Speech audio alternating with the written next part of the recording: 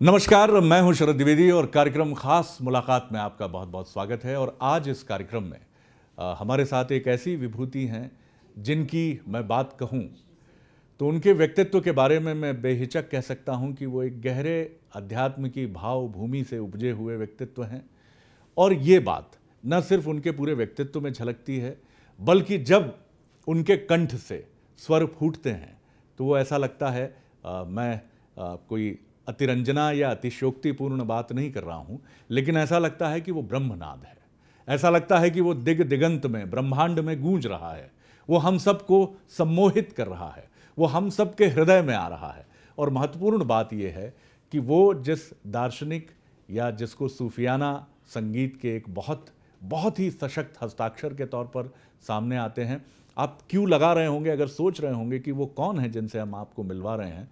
बहुत सारे लोग व्यूअर्स हमारे समझ गए होंगे कि हम आपकी मुलाकात करवा रहे हैं अपने युग के अप्रतिम गायक कैलाश खेर साहब से। बहुत स्वागत करता हूं कैलाश जी आपका। जी, आपका भी बहुत बहुत स्वागत है जी, और धन्यवाद है आपको, नमन है आपको। बहुत धन्यवाद करता हूं आपको, बहुत धन्यवाद करता हूं। सबसे पहला मेरा प्रश्न यही है कि आपके गाने हमारे हृदय में जाते हैं, आपके गीत, आपकी बात, और हम आपको जब मंच पर भी देखते हैं तो ऐसा लगता है कि तमाम बाजार की ताकतों से जूझते हुए, अपने वजूद को सुरक्षित रखते हुए आपने अपने भीतर के कैलाश खेर को पूरी शिद्दत से जीवित रखा है। कैसे संभव किया आपने सुरों की शक्ति और कैलाश खेर के व्यक्तित्व की शक्ति?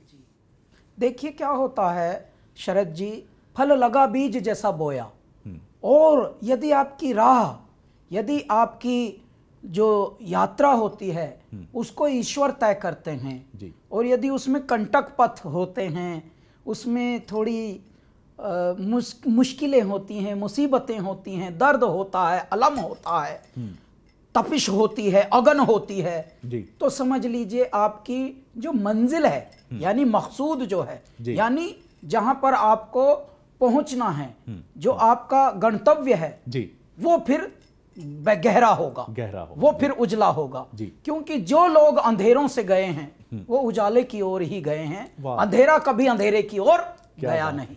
ये है सत्य। बहुत तो जब आप अंधेरा पार करते हैं तो अंधेरा उगता ही उजाले पे है। मतलब डार्कनेस होती ही इसलिए है क्योंकि उधर ब्राइटनेस छुपी है। मतलब मुश्किलें आती ही इसलिए हैं क्योंकि सरलता आपकी प्रतीक्षा कर रही है। सुगमता ऐसे पांव पसार कर, ऐसे दृष्टि पसार कर ताक रही है आपको, आ मेरे बच्चे तुझे कब गले लगाऊं। लेकिन आपको प्रोसेस से गुजरना पड़ता है जी, जी। और यदि आप उस प्रोसेस को नमन करें और उस प्रोसेस को परमात्मा मानकर जिए कि हाँ ये जो मुश्किलें हैं ये दाता हैं, और जो ये चैलेंजेस हैं, जो आपके कष्ट हैं, ये ईश्वर का वासा हैं और ये बता रहे हैं कि भैया मुझसे मिलना है तुम इनसे मिल पहले। तो तब आपकी जिंदगी बाद में सार गर्वित होती है। अन्यथा क्या होता है, देखिए फूली फूली सब चुगना चाहते हैं, लेकिन जो हार्ड है वो सब चुगना चाहते नहीं। यानी पॉपकॉर्न सब खाना चाहते हैं, लेकिन जो हार्ड जो दाने होते हैं वो चबाने की मर्यादाएं हैं नहीं लोगों में, वो तासीर कम होता जा रहा है। चांद सबको चाहिए, लेकिन उड़ने के लिए जो पंख बनाने हैं और उसका जो परिश्रम है वो थोड़ा सा मुश्किल होती है। मेरे साथ एक ईश्वर की अनुकंपा मानता हूँ कि हमको इस तरह की जर्नी मिली, मुश्किलों से हम गुजरे। हमारी बाल्यावस्था दिल्ली में हम पले बड़े हैं, जन्मे हैं, तो वहाँ का एक अलग परिवेश होता है। दिल्ली में यदि आप होते हैं आज भी, तो दिल्ली जो है वो जुगाड़ नगर कहते हैं हम उसको। तो दिल्ली में कोई भी, मतलब आप सुई भी बोलो तो सुई भी बनती है, जहाज बोलो तो जहाज भी बनता है। तो हर चीज बनते हैं। क्यों? क्योंकि जहां लोग बनते हों जी, हाँ, ज्यादातर वहां बनते हैं, सब बनते हैं, लोग होते कम हैं। हाँ, हाँ। नदी होती है और नहर बनती है। हाँ, हाँ। तो जहां बनते हैं लोग, हाँ, वहां समझ लीजिए नकलीपन है जी। ये है सत्य। और यदि आप नकली से उगे हों तो आप सब कुछ देख रहे हैं। यानी अगर मैं ठगों का पुत्र हूं, मैं ठगों की बस्ती में यदि हूं, आगे ठगों की बस्ती है, चुपचाप ठगे जाना, वहां डायन डसती है, खुद आप डसे जाना, चाल चल मोहब्बतियाँ, अरे ओ उल्फतियाँ, तेरी दौलतियाँ और तेरी मोहब्बतियाँ क्या जान किसे का, और तेरी बेरुखियाँ क्या जान किसे दा, दिल दुखियाँ, दिल दुखियाँ, दिल दुखियाँ, दिल दुखियाँ, हाँ देखो दिल दुखियाँ। क्या बात है, क्या तेरी बेरुखियाँ क्या जाने किसे का दिल दुखियाँ। क्या बात। तो इस तरह की अगर चाल चलनी है तो मोहब्बतियाँ चल। तो यदि आप ऐसी जगह हो गए हों जहाँ लंका में सब 52 ही गज के हों, तो आपकी ट्रेनिंग जो है वो परमात्मा तय करता है कि तुझे उगाऊंगा यहाँ, तुझे मैं कैक्टस बनाऊंगा, लेकिन तुझ पे मुझे एप्पल उगाने हैं, अमरूद उगाने हैं बेटा, तुझ पे मुझे कल्प वृक्ष उगाने हैं। अब बता तू क्या करेगा। बहुत सुंदर बात आपने कही।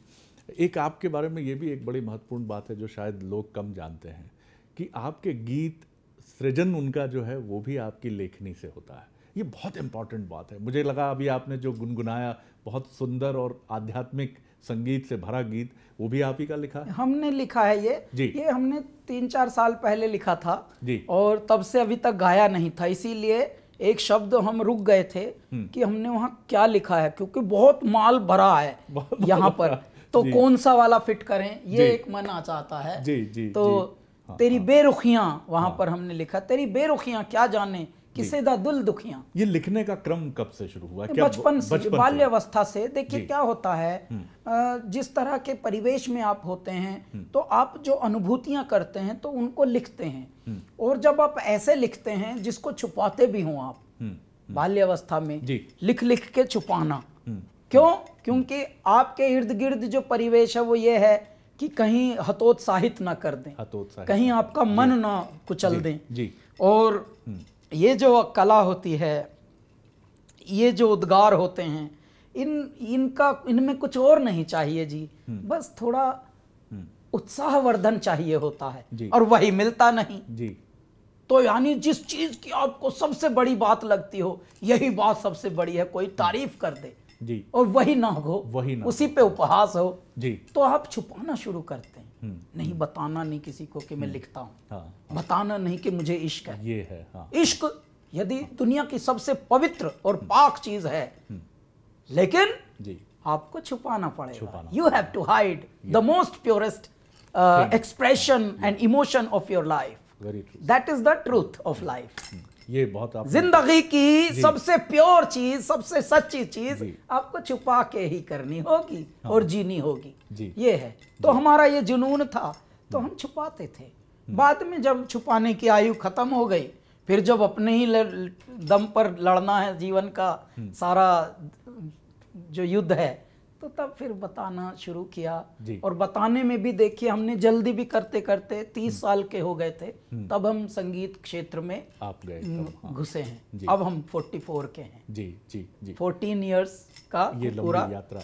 बीच में जो एक तनाव का समय आपका बीता दिल्ली में, जब बिजनेस में काफ़ी नुकसान हो गया था, और आपने काफ़ी उस समय ऐसे भी विचार आए कि क्यों ना जीवन को समाप्त कर लें, अब बहुत हो गया।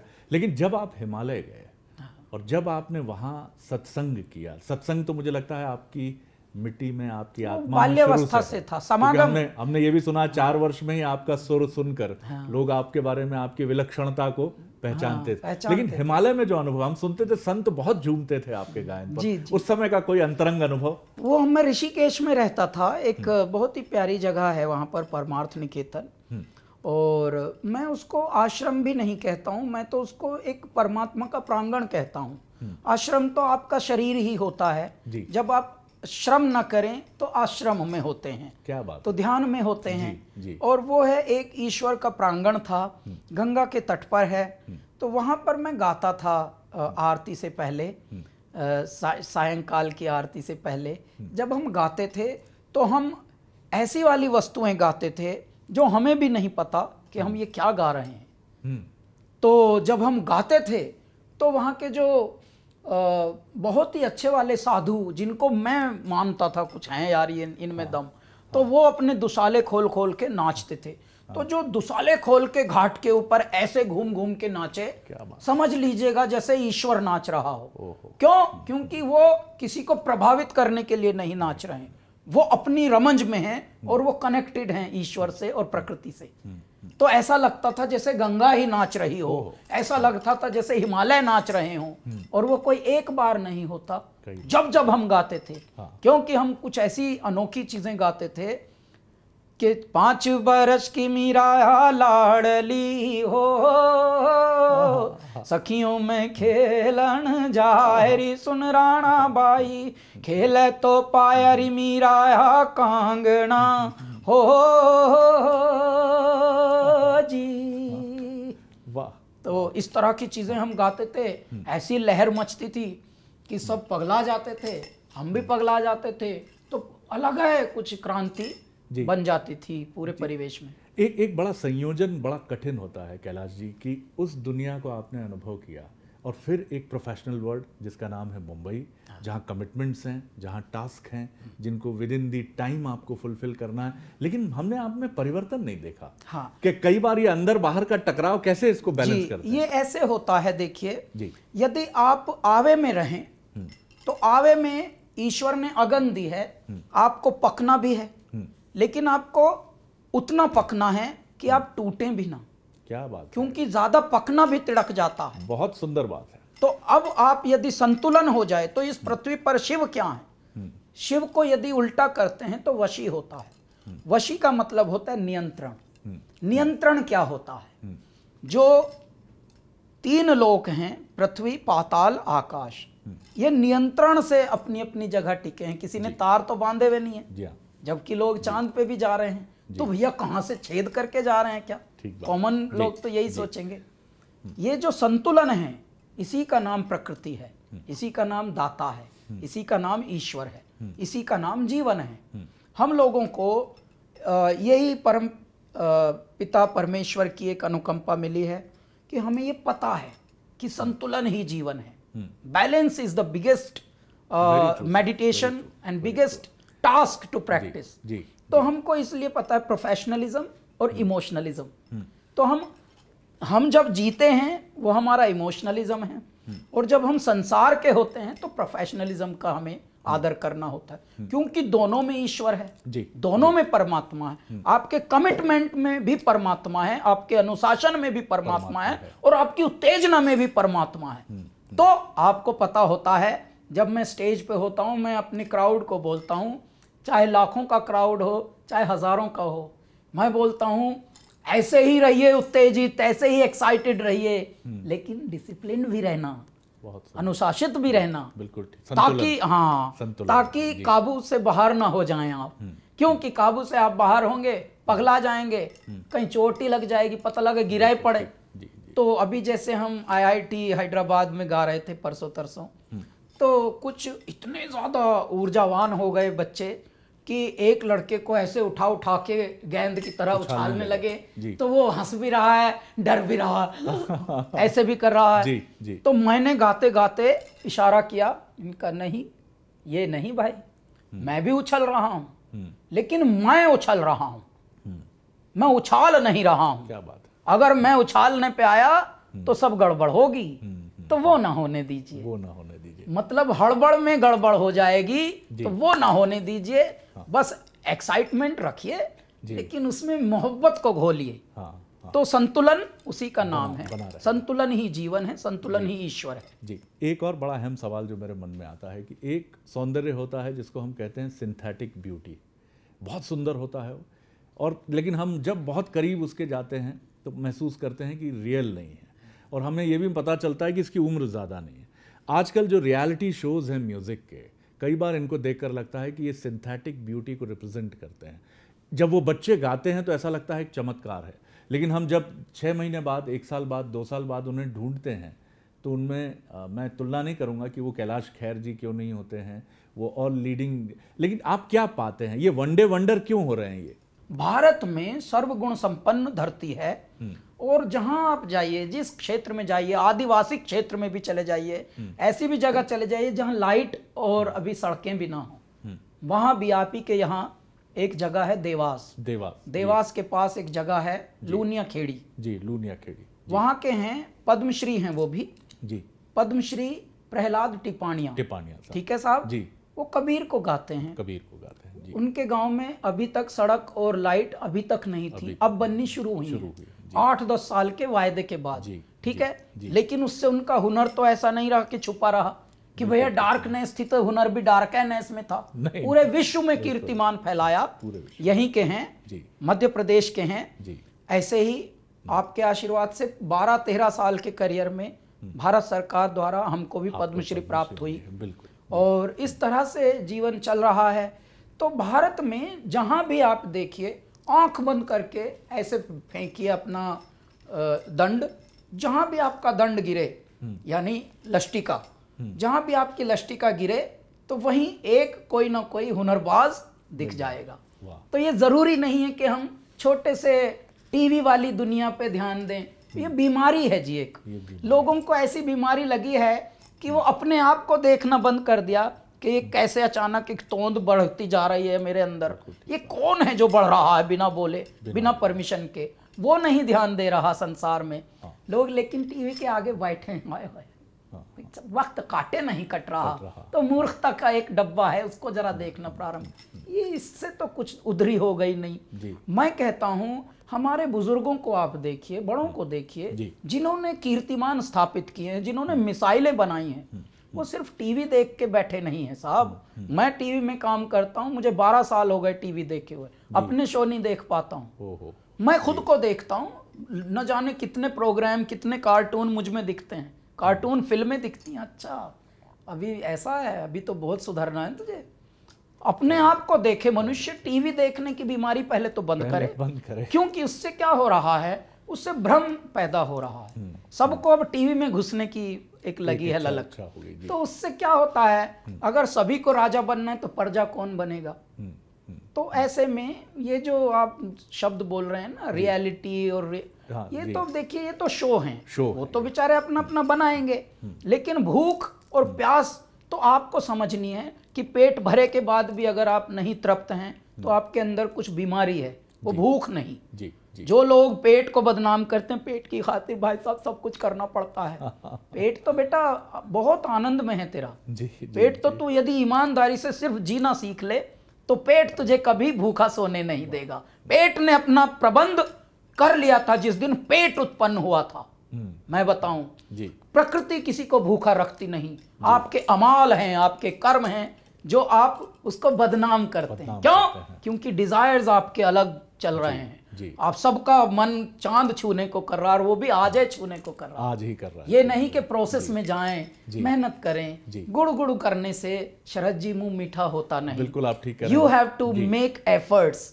गुड़ खरीद भी लाएंगे, पहले बाजार जाइए, पैसे खर्च करिए, थोड़ा गुड़ खरीदिए, गुड़ खरीदने के बाद जेब में रखिए, थोड़ी लोग रास्ते में मिल गए, और जी शरद जी, द्विवेदी जी साहब क्या हाल है, अरे यार गुड़ खाने का मन है यार, जल्दी निकल तू भी भाई जल्दी।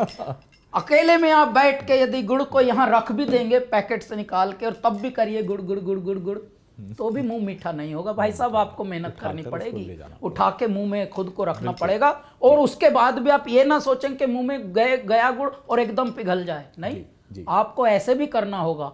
परमात्मा ने एक प्रोसेस बनाया है साहब हर चीज का, आपको उससे गुजरना ही पड़ेगा। तो आपको मेहनत करनी पड़ेगी। अब कच्चा फल बाजार में बिक रहा है, सबको लग रहा है ये बिक क्यों नहीं रहे हैं, ये ठीक से क्यों नहीं हो रहे हैं, ये अब्दुल कलाम आजाद टाइप के लोग क्यों नहीं बन रहे हैं आजकल, ये सुभाष चंद्र बोस टाइप का आइटम नहीं बन रहा है, कोई नया आया ही नहीं। चंद्रशेखर के बाद, आज शहीद भगत सिंह के बाद, भाई साहब हम तो वैलेंटाइन के को ही शुभकामनाएं दे रहे हैं आजकल। पर ये लोग नहीं आ रहे हैं वापस। प्रोसेस में नहीं जाना चाह रहा कोई। जी, बहुत सुंदर बात आपने कही। अभी के म्यूजिक को आप किस तरह रेट करते हैं? बहुत अच्छा मानता हूँ, और मैं हर काल के म्यूजिक को अच्छा मानता हूँ। हर काल में कम अच्छा और ज्यादा अच्छा दोनों स्थितियां हुई हैं। हाँ, ये है जरूर कि प्रचार और प्रसार हमेशा अच्छाई का करना चाहिए, बुराई का कभी करना नहीं चाहिए। तो ये हमारे पत्रकारों का, मीडिया का, हमारे कलाकारों का, सबका कर्तव्य है कि बुराई का हम जिक्र ही ना करें। क्या बुराई बन रही है दुनिया में, बताओ ही मत। भाई कौन सा जहर की जलेबी बेच रहा है, हम क्यों बताएं? उसको एक इतनी इंच कागज ना दें उसके नाम का, अखबार का। हम ये बोलेंगे हाँ आज फूलों की वर्षा हो रही है, और एक किसान ने फूल उगाना प्रारंभ कर दिया, बस वो पगला गया है खुशी के मारे कि हे मेरे दाता, मैं एक बोता हूं तो तू 100 देता है, तो ले मैं 100 बोऊंगा, 1000 उगेगा। ठीक बात, बहुत आपने इंपॉर्टेंट बात कही। स्वच्छता के भी आप एम्बेसडर हैं, प्राइम मिनिस्टर ने एक बड़ी जिम्मेदारी आपको, और निश्चय एक स्वच्छता तो मन की है, आत्मा की है, आत्मा पर तो कोई दाग होता नहीं, लेकिन बाहर का परिवेश भी हमें स्वच्छता की तरफ ले जाता है। अंतस की स्वच्छता भी बाह्य स्वच्छता से जुड़ी होती है। किस तरह आप देखते हैं इस अभियान को? मैं आपको बताता हूं ये स्वच्छता है क्या। देखिए, जब आप किसी, एक होता है वैभव, लग्जरी जिसको अंग्रेजी में कहते हैं, और एक होता है कंफर्ट जिसको आप सुविधाएं कहते हैं, मूलभूत सुविधाएं। तो कंफर्ट कहां से आती है? क्लीनलीनेस से आती है जी, हाइजीन से आती है, हाइजीन से आती है। यदि आप मनुष्यों को थोड़ा सा ध्यान दें या मनुष्य अपने ऊपर थोड़ा ध्यान दें तो क्या से क्या ना हो जाए साहब। इसी देश ने बाण भट्ट पैदा किए हैं, इसी देश ने आर्यभट्ट पैदा किए हैं, इसी देश ने व्यास पैदा किए हैं, चाणक्य पैदा किए हैं, चंद्रगुप्त पैदा किए हैं, पृथ्वीराज चौहान पैदा किए हैं, सम्राट अशोक पैदा किए हैं। वो कौन थे जी? वो ऐसे जिए हैं साहब, उन्होंने, उनके कंडक्ट, वो कोई मलिन लोग नहीं थे। उनके जीवन में, उनके कंडक्ट में, उनके आचरण में, एक व्यक्तित्व में प्रतिष्ठा दिखती थी, गरिमा दिखती थी, गौरव दिखता था।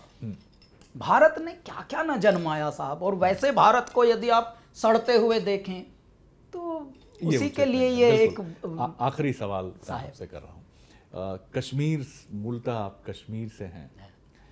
आज जो कश्मीर की स्थिति है, एक लड़ाई हम लड़ रहे हैं लंबे समय से, और इस लड़ाई में हमें भी बहुत नुकसान होता है। हमारे जवान, हमारे सैन्य अधिकारी वो शहादत तक पहुंचते हैं, और हम ये देख रहे हैं कि हालांकि अब कश्मीर विरोध भी कर रहा है आतंकवाद का, फिर उसी के साथ कश्मीरी ब्राह्मण्स जिस कम्युनिटी से आप आते हैं उनका भी एक लंबा दर्द, दुख, जिसको अनुपम खैर जी भी कई बार बहुत मुखर होकर उठा। आप इस कश्मीर के इशू को किस तरह देखते हैं, और क्या आपको लगता है कि हम जिस तरह से जवाब दे रहे हैं वो माकूल है, मुफीद है, उचित है? हाँ, मैं इस पर एक विचार बताता हूँ। मैं इनमें विश्वास नहीं रखता हूँ कि मैं कश्मीरी हूँ या मैं राजस्थानी हूँ। मैं बिल्कुल इस बात पर बिल्कुल ही विश्वास नहीं है मेरा। हाँ। सबसे मुख्तलिफ है, सबसे भिन्न है मेरा। हाँ। दूसरी बात, मैं भारतीय हूँ, और मैं जहाँ हूँ मैं वहीं भारत का एक छोटा सा दीपक हूँ, वहीं रोशनी चल रही है। मुझे खुद को नहीं पता, मुझे जो बताई गई हैं कहानियाँ मेरे पूर्वजों द्वारा, मैं वो मानता हूँ। लेकिन मैं जो देख रहा हूँ और मैं वर्तमान में देख रहा हूँ, तो मेरा तो सारा भारत परिवार है, और मैं जहाँ हूँ मुझे लगता मैं वहीं का हूँ। तो एक तो ये बात यहीं से विखंडित हो जाती है। तो ये बात में ही मुझे सार नहीं नजर आता। क्यों? क्योंकि मैं थोड़ा प्रोग्रेसिव टाइप की आइटम बना हूं मैं, और मैं प्रगतिशील सोचता हूं। गई गई को जान दे, रही रही को थाम। जो गुजर गया, आप उस लकीर के फकीर मत बनिए, आप नई लकीर खींचिए और एक नई क्रांति लाइए, नया भारत बनाइए, और एक श्रेष्ठ भारत बनाइए, उत्तम भारत बनाइए।